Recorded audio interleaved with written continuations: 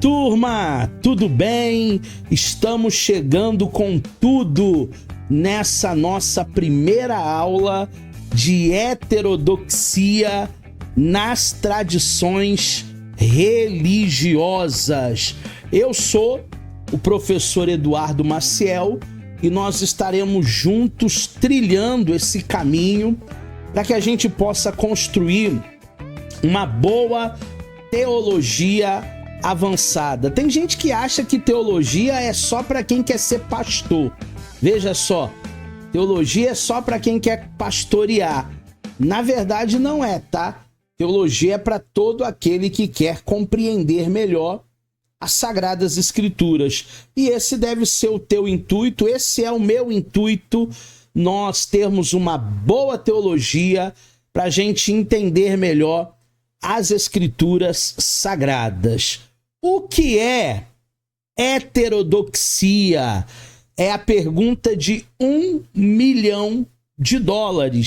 É a pergunta que nós precisamos responder nos primeiros minutos dessa aula.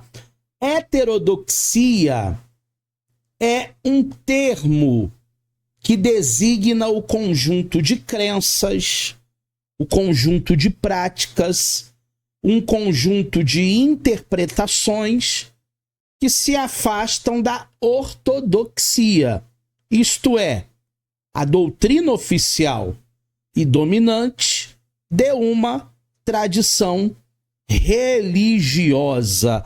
Então, o que é, professor? Uma heterodoxia é justamente o oposto da ortodoxia.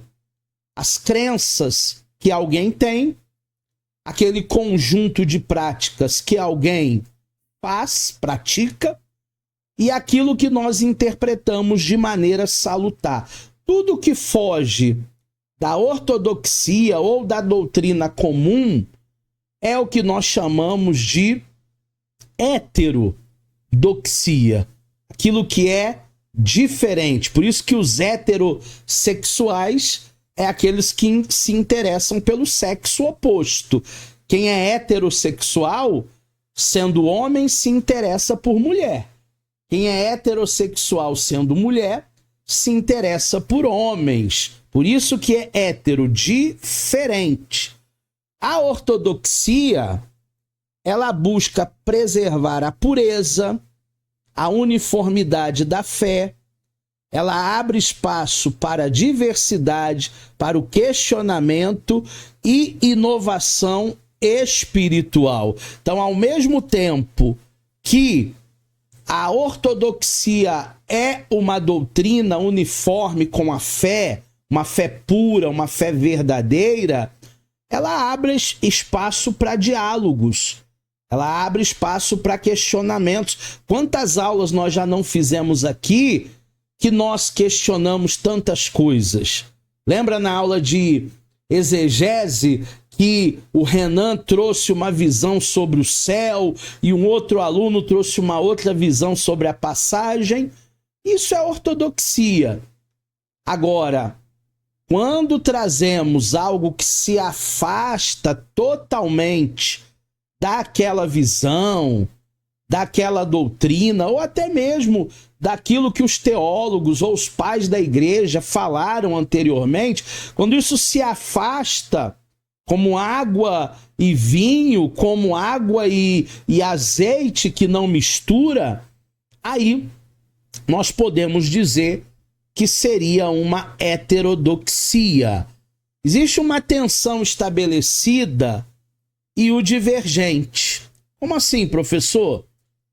Esse movimento de tensão entre o estabelecimento e o divergente acompanha a história das religiões e revela como a experiência religiosa ela é dinâmica, ela é plural, ela é constantemente reinterpretada.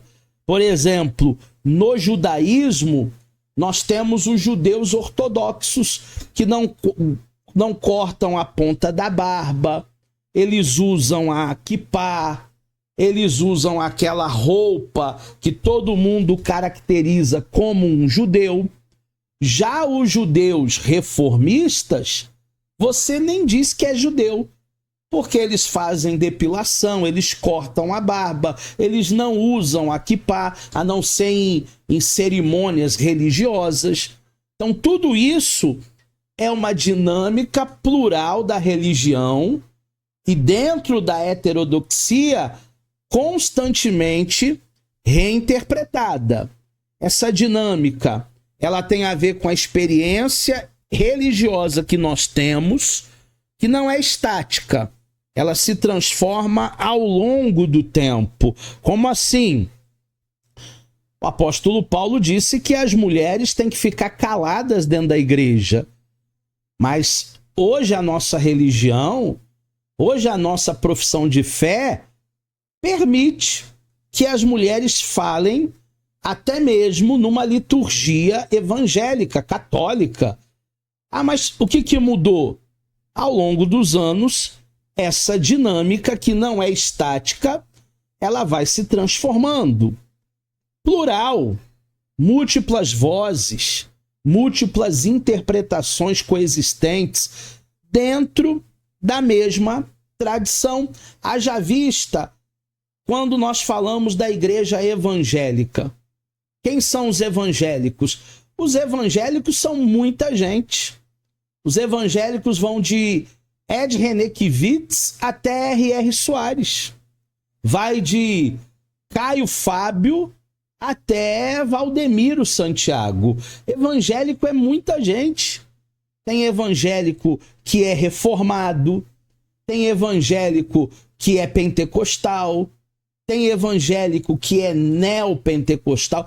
Tem muita gente que nós denominamos evangélico, justamente por essa religião plural e reinterpretada. A fé é constantemente relida à luz dos novos contextos históricos e existenciais. Então, por exemplo, uma pessoa que é separada ou divorciada, ela pode tomar ceia? Ela não pode. Ela pode ser batizada? Ela não pode. Toda essa questão é uma questão que, dependendo do contexto histórico, dependendo da igreja, da liturgia, ela será reinterpretada. Heterodoxia no judaísmo. Para quem não sabe, o judaísmo é uma das 3 maiores religiões do mundo: judaísmo, cristianismo e islamismo. Coincidência ou não, são as 3 religiões monoteístas, religiões que acreditam em um único Deus. No judaísmo, a ortodoxia se manifesta na observância rigorosa da Torá. O que é a Torá do judeu? É o Pentateuco para nós, tá? Gênesis, Êxodo, Levítico, Números e Deuteronômio. E da Halachá, que é a lei judaica, com todos aqueles preceitos. Contudo, ao longo dos séculos, surgiram correntes heterodoxas que vão reinterpretar as tradições do judaísmo, como, por exemplo, o judaísmo reformista, o judaísmo liberal, que vão flexibilizar práticas, rituais e vão buscar adaptações à fé e demandas da modernidade. Então, tudo aquilo que o judeu ortodoxo, o judeu tradicional fazia, talvez hoje o reformista já não faça nem a metade. Talvez hoje o judeu liberal também não pratique fielmente o que a fé judaica tradicional fazia. É muito importante, é muito salutar que nós venhamos entender, venhamos interpretar que a heterodoxia tem a ver com novos movimentos, interpretações dentro da mesma religião. a heterodoxia como a resposta às transformações. Essas vertentes, elas mostram como a heterodoxia pode ser uma resposta a transformações sociais, culturais, sem romper totalmente com a identidade judaica. Quando falamos em transformações sociais, nós estamos falando da mudança da sociedade. A cultura ao redor das comunidades religiosas. Por exemplo, no Antigo Testamento, se o Renan morresse, a Valsilena teria que casar com o irmão do Renan para continuar a descendência do Renan. Hoje, isso não acontece na nossa sociedade. Eu nem sei se o Renan tem irmão, né? Mas a Valsilena, ela tá dizendo para mim que tem 2. Mas a Valsilena diria, Deus me livre, casar com aqueles 2 lá, não quero não. Ela tá dizendo. Então, você vê que há uma transformação social daquilo que era praticado lá atrás no judaísmo e daquilo que nós praticamos hoje no cristianismo.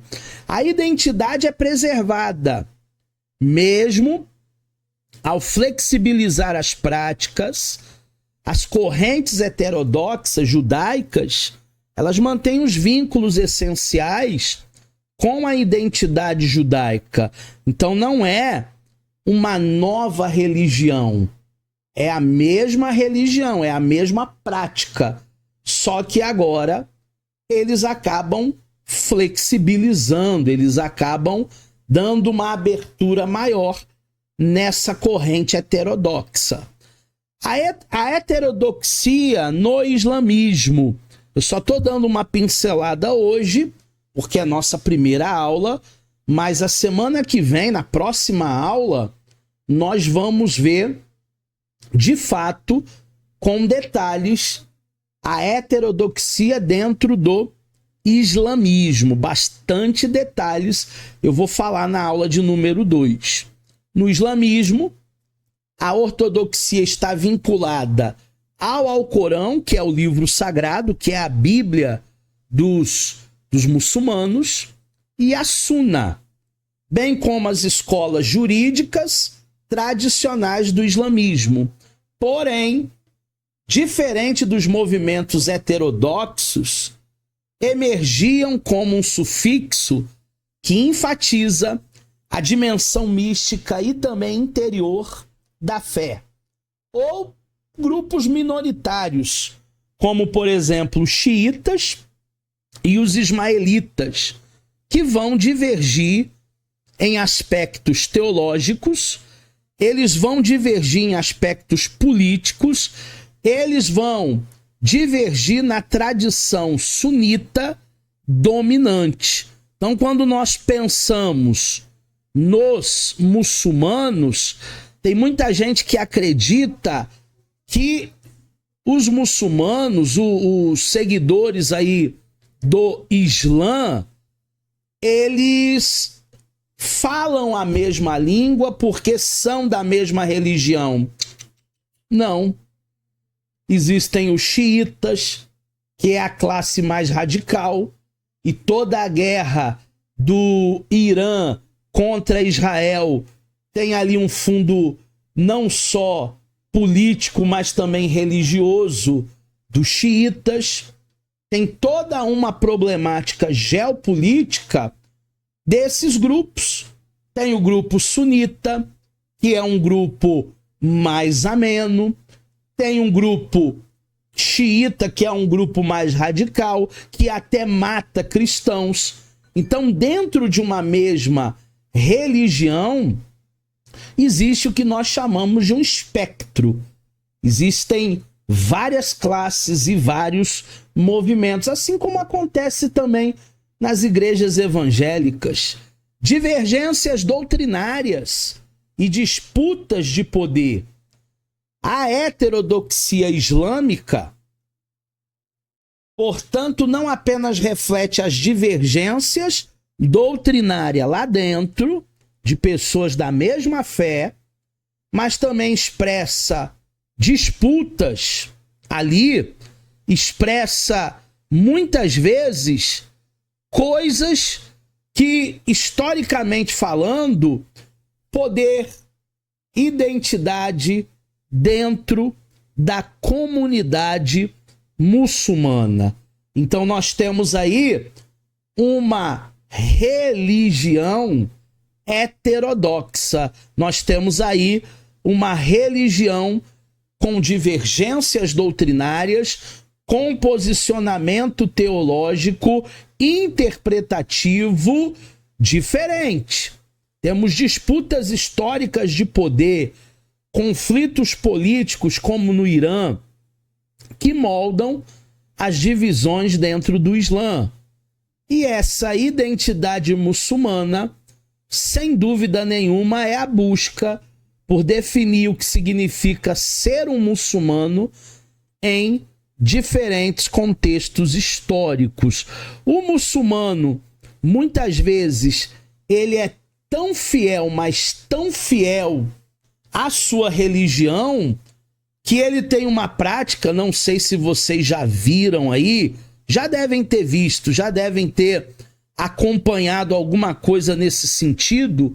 Eles têm uma prática de orar 3 vezes ao dia, virados para Meca.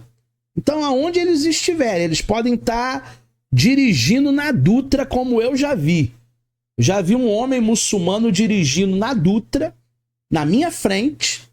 Deu o horário lá dele fazer a oração dele, virado para Meca. Ele saiu do carro, ele encostou ali no acostamento na Dutra, ele tirou um tapetinho que tinha na mala, ele ajoelhou e ele fez a sua oração para Alá. Então eles são muito comprometidos com a religião. E temos também o espiritismo, que vai ser o nosso assunto provavelmente daqui 2 aulas, na 3ª ou na 4ª aula. O espiritismo como heterodoxia. Ele surge no século XIX com Allan Kardec.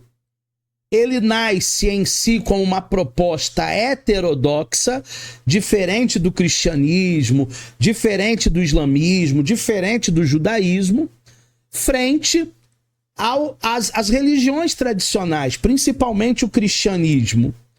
Ao incorporar elementos como a reencarnação, a comunicação com espíritos, a lei de progresso espiritual, chamado karma, o espiritismo ele rompe com os dogmas estabelecidos e eles propõem uma nova leitura da vida após a morte, da relação com o mundo material e também da relação com o mundo espiritual.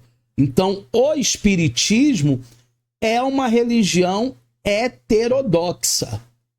Em nada tem a ver com os dogmas do cristianismo.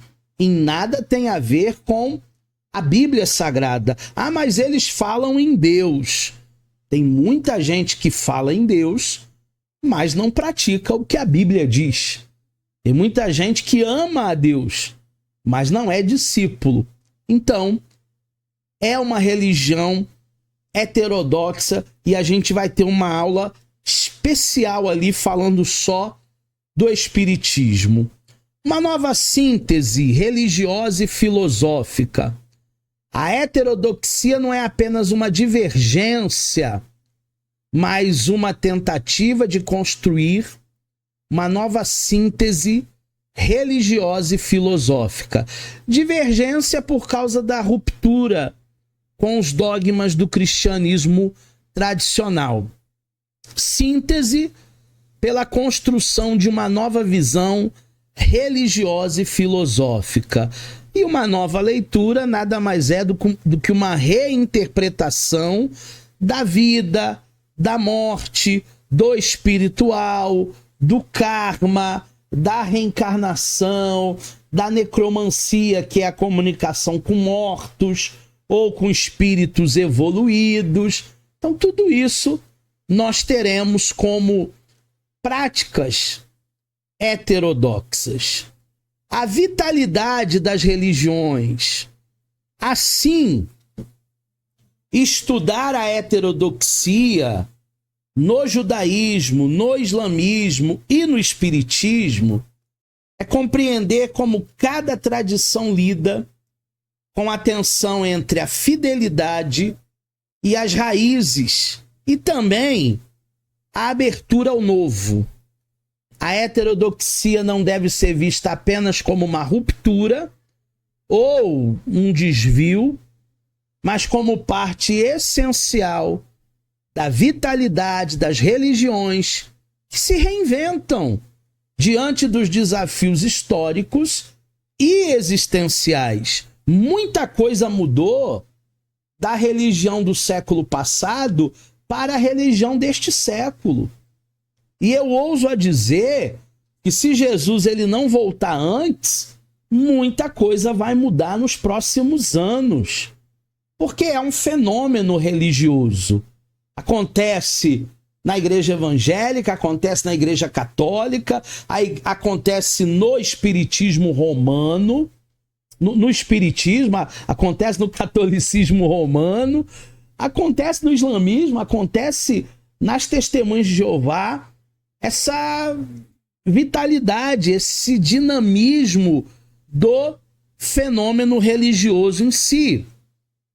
Agora, é importante a fidelidade às raízes, a preservação da essência e da identidade de cada religião, a abertura ao novo, a capacidade de se reinventar diante dos desafios históricos, sem perder a sua essência, e a vitalidade religiosa, que é para a heterodoxia uma parte essencial de renovação das religiões, a releitura das religiões, uma reinterpretação.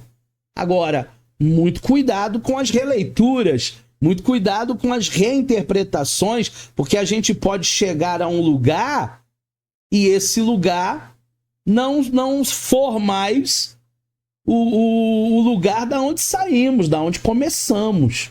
Muito cuidado para não criarmos uma nova religião.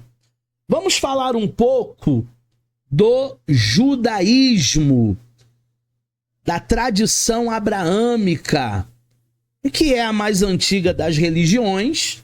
Começa lá em Gênesis capítulo 12. Já haviam religiões pagãs com vários deuses, mas a mais antiga monoteísta de um único Deus é justamente o judaísmo. E aí nós temos a história, os textos, as práticas que moldaram as civilizações. Falando um pouquinho sobre fundamentos, o judaísmo é reconhecido como a mais antiga religião monoteísta abraâmica, um único Deus, fundamentada na Torá e na aliança de Abraão. Sua trajetória histórica, textos sagrados, práticas religiosas, eles moldaram não apenas a identidade judaica, mas também influenciaram o cristianismo e o islamismo. Então hoje nós somos fruto do judaísmo. Nós vivemos no ranço do judaísmo. O cristianismo é uma religião pura. Não é. Nunca foi. Nós somos uma ramificação do judaísmo. Mais de 3.500 anos de história tem o judaísmo. Tem as tradições. 3 religiões influenciadas. As 3 maiores monoteístas: cristianismo, judaísmo e islamismo. E um único Deus. Isso é o pilar das religiões monoteístas. Acreditar em um único Deus. Se uma religião acredita em mais do que um Deus, já não é mais considerado uma religião monoteísta. Vamos ver agora a história dos patriarcas, a narrativa dos patriarcas. Quem foram os patriarcas? Os patriarcas foram Abraão, Isaque e Jacó. A narrativa judaica tem início com Abraão. Sai da tua terra, sai da tua parentela, sai da casa do teu pai, para a terra que eu te mostrarei. Abraão é considerado o pai da fé, que estabelece a aliança com Deus. O seu descendente Isaque e o seu descendente Jacó, que depois se tornou Israel, foi aquele que lutou com Deus e consolidam a identidade de um povo escolhido. As histórias dos patriarcas registradas no Gênesis são fundamentais para compreender a relação entre Deus e Israel. Então, há uma relação muito, muito, muito importante. Uma relação de amor. Desde o Gênesis, capítulo 12, uma relação aonde o Senhor fez aliança com esses homens por causa de um povo, o povo da promessa, o povo de Israel. Temos a história do Êxodo e Moisés. O Êxodo marca a libertação dos hebreus da escravidão, 400 anos ali no Egito. Sob a liderança de Moisés, eles foram libertos. Moisés, ele recebe a Torá no Monte Sinai, agora já longe do Egito, e esse evento é central na memória religiosa judaica, simbolizando a passagem de opressão para a liberdade e a constituição de Israel como povo da lei, povo da promessa, povo que viveria numa terra que mana leite e mel, uma terra que tudo que planta dá, uma terra abençoadíssima. Chegou aí o Ângelo, chegou aí o Renan, chegou aí a Liliane, o Davi e a Valcilena já estavam. Boa noite. História e templos de Jerusalém. O primeiro templo foi construído por Salomão e ele se tornou o centro do culto judaico até ser destruído pelos babilônicos em 586 a.C. Então nós temos aí o Templo de Salomão. O segundo templo, ele foi reconstruído após o exílio, só que ele foi novamente destruído pelos romanos no ano 70. É chamado também de Templo de Herodes, marcando profundamente a espiritualidade judaica.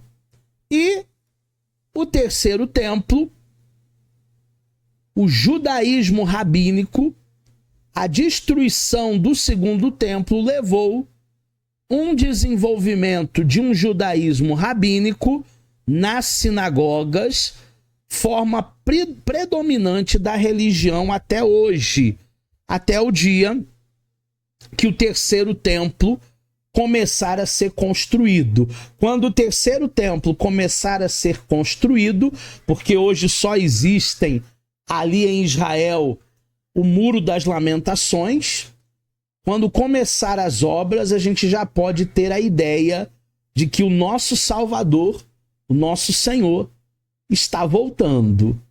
A história da diáspora e do judaísmo rabínico. Após a destruição do segundo templo, os judeus se espalharam no mundo todo e esse processo foi chamado de diáspora. Sem o templo, a prática religiosa passou a se concentrar estritamente na Torá, na oração, na interpretação rabínica, dando origem ao judaísmo rabínico, que permanece até hoje predominantemente da religião. Então existem duas ou mais escolas ali rabínica, uma mais light, uma mais rigorosa, e até hoje a prática religiosa é concentrada na Torá. Como livro sagrado também existe a Tanakh. A Tanakh, ela é o canone judaico, que equivale para os cristãos como se fosse o Antigo Testamento.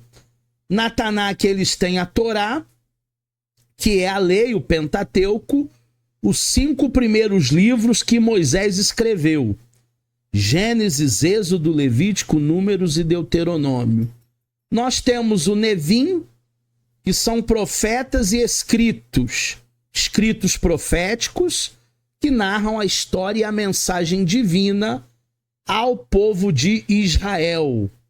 Uma espécie para nós de livros históricos com alguns profetas.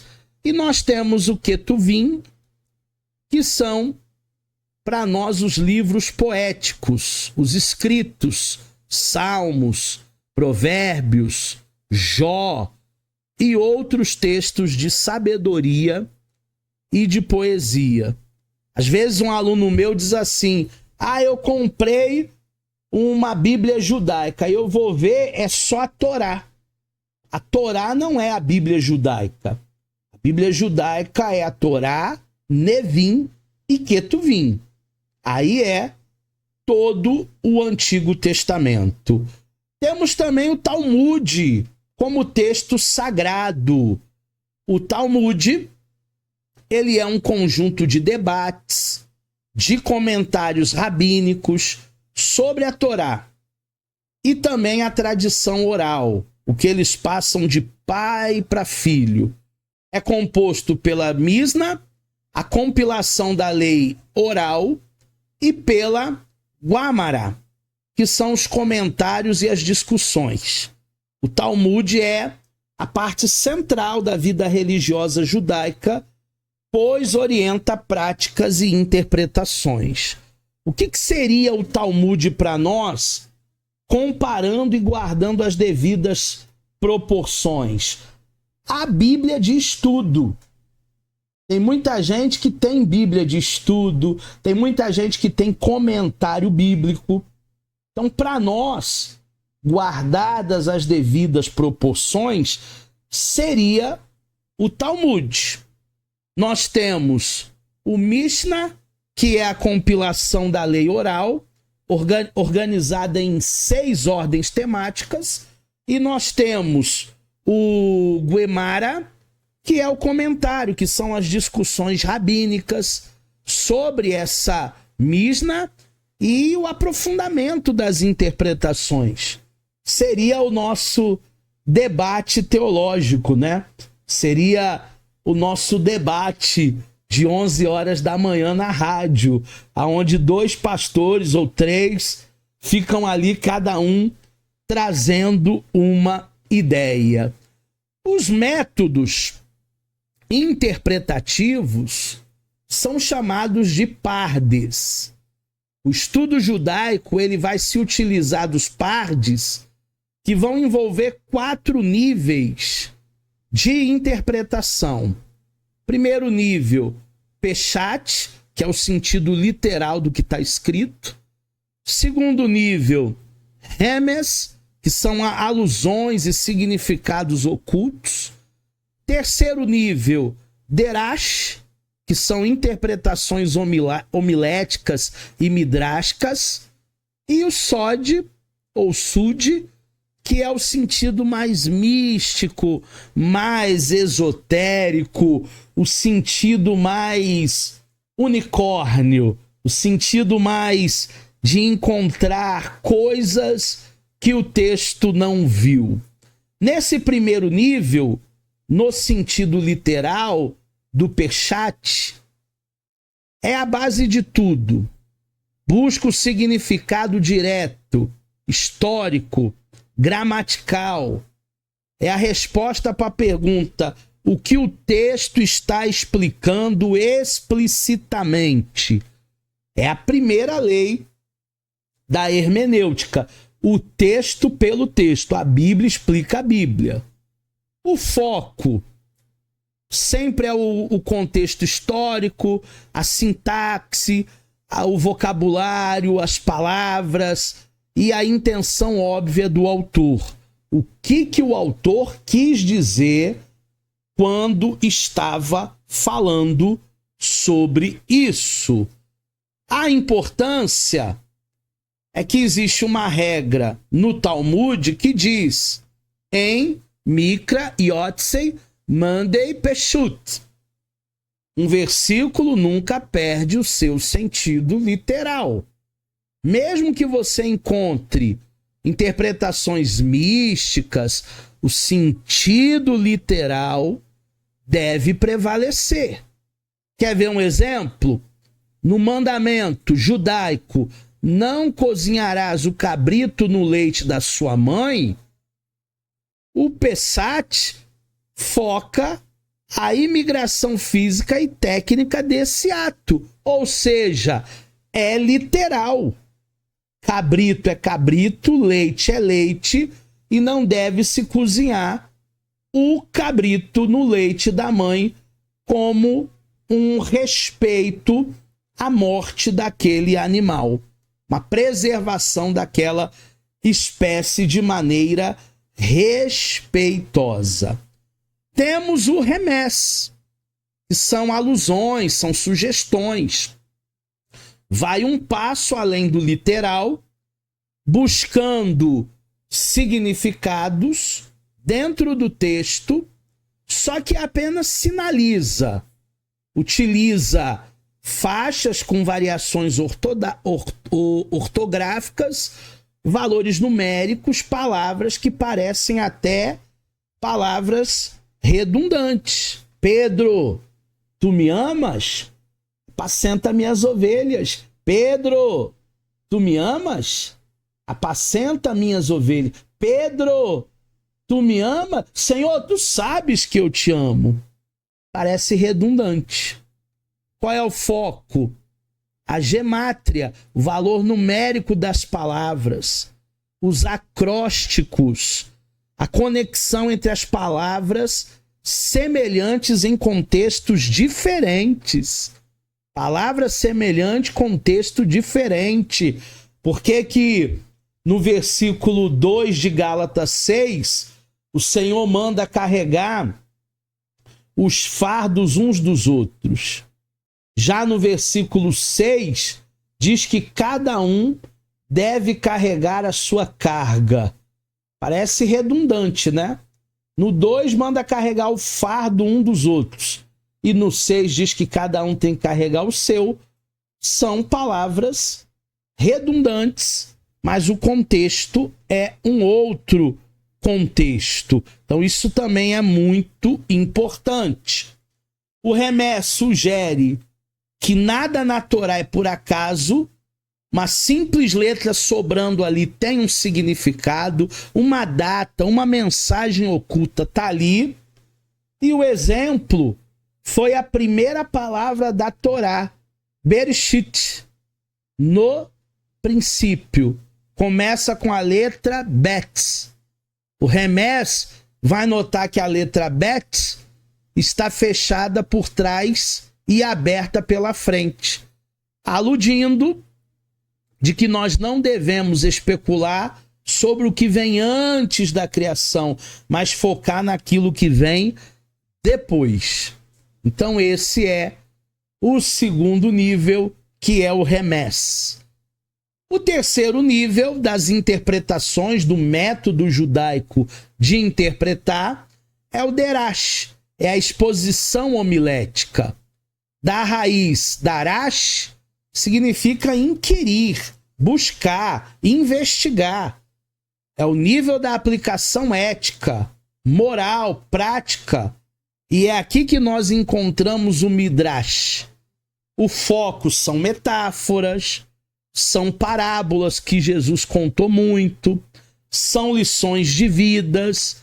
Derash preenche as lacunas do texto. O silêncio entre os versículos, a pausa entre os louvores, o selar, para extrair uma lição que não é, obviamente, uma lição literária. Tem muita coisa na Bíblia que não é literal.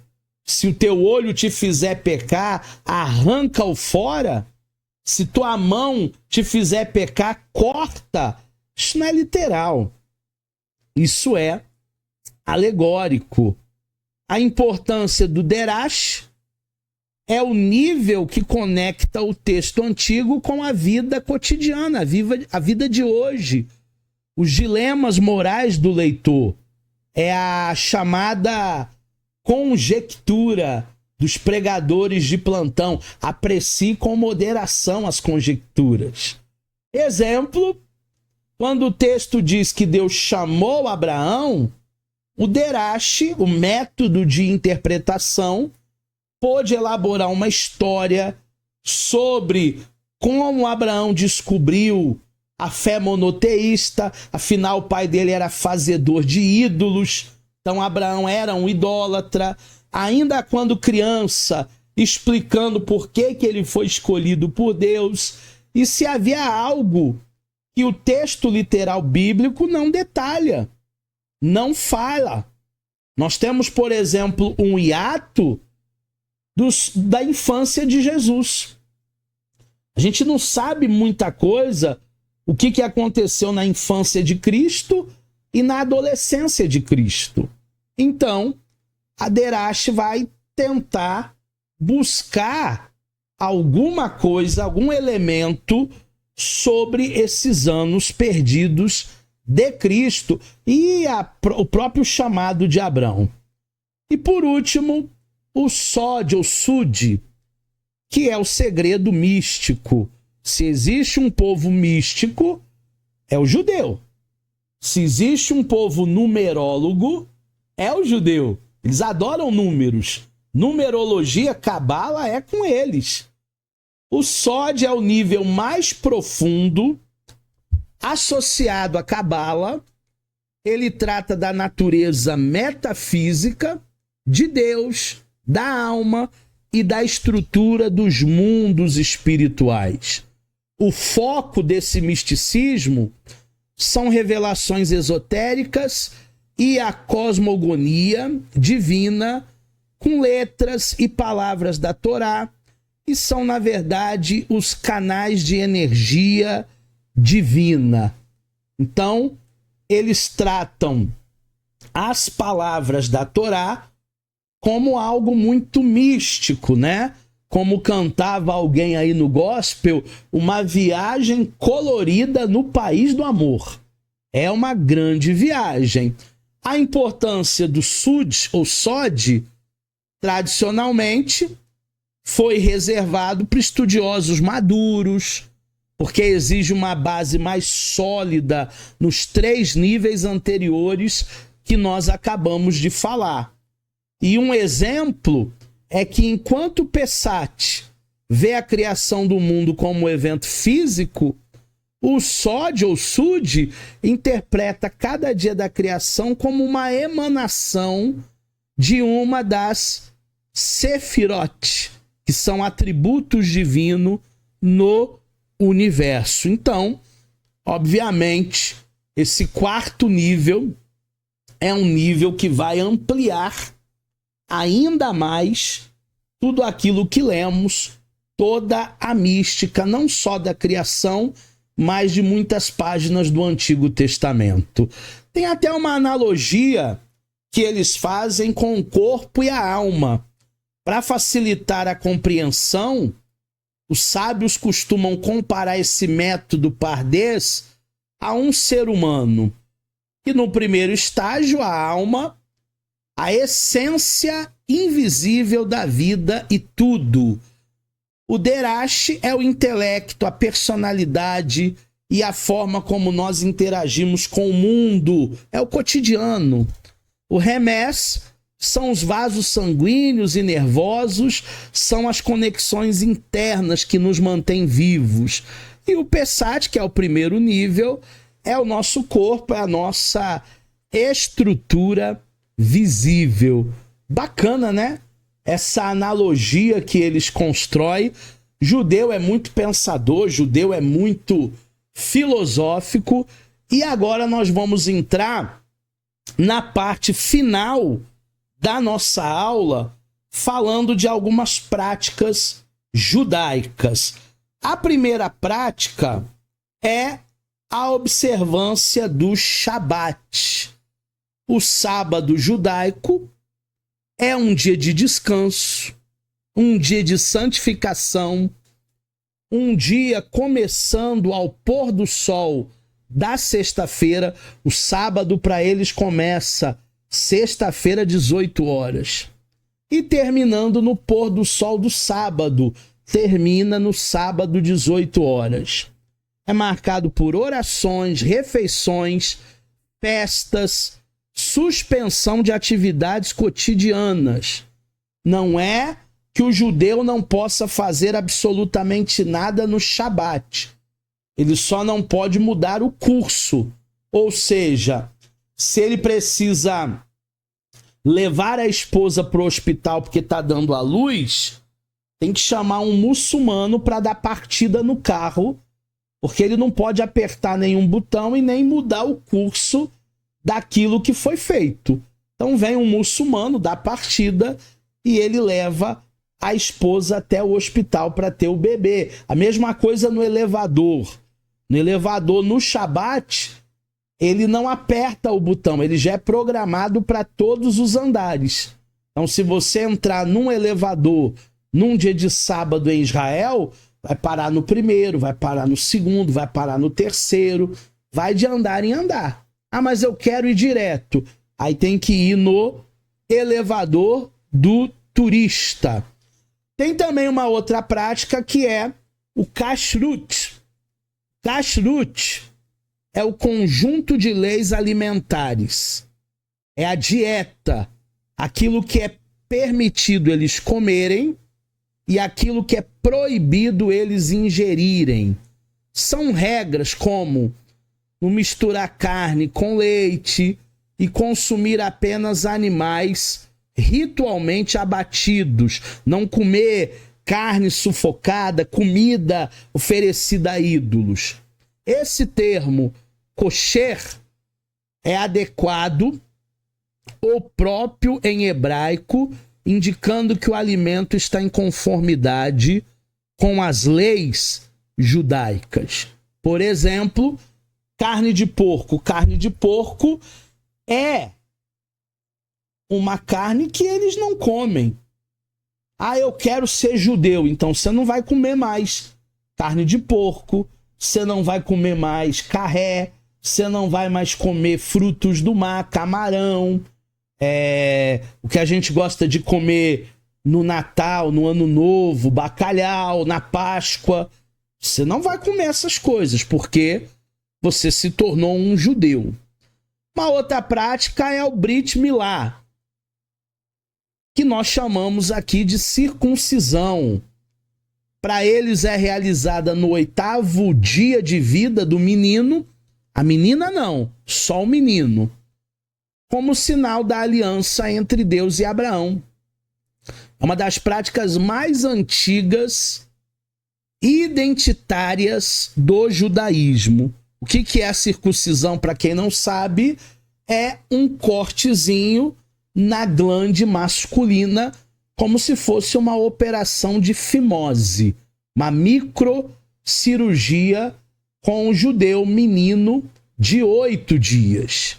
A origem foi estabelecida desde a aliança de Deus com Abraão, para que esse povo fosse marcado, registrado, diferenciado. O significado é um sinal físico, mas também espiritual, de que Israel pertencia ao povo de Deus e tinha uma aliança divina, e a tradição é uma das práticas mais antigas, identitárias do judaísmo, mantida por milênios. Até hoje, professor, tem judeu circuncidado até hoje. Até os dias atuais, nós temos pessoas circuncidadas.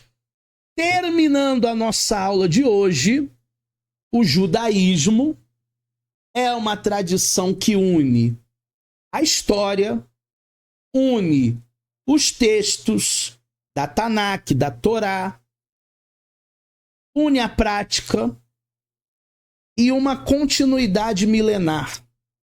A sua força está na capacidade de manter viva a memória da aliança com Deus. Mesmo diante de exílios, perseguições e transformações culturais. Mesmo diante de tudo isso, o povo de Deus sofreu, continua sofrendo e venceu. A ortodoxia e a heterodoxia, que é o nosso tema nessa disciplina, dentro do judaísmo revela como essa religião se adapta e se reinventa sem perder a sua essência. Então hoje nós focamos muito mais na religião judaica. Nas próximas aulas eu vou focar muito mais na religião islâmica, os muçulmanos, e vou focar também na religião espírita, trazendo algumas práticas, trazendo algumas curiosidades, sempre batendo na tecla da heterodoxia. Aqui estão as minhas redes sociais. Qualquer dúvida que você tiver sobre a aula de hoje, é só você me acionar em um desses canais e nós nos veremos na aula de número 2. Até lá!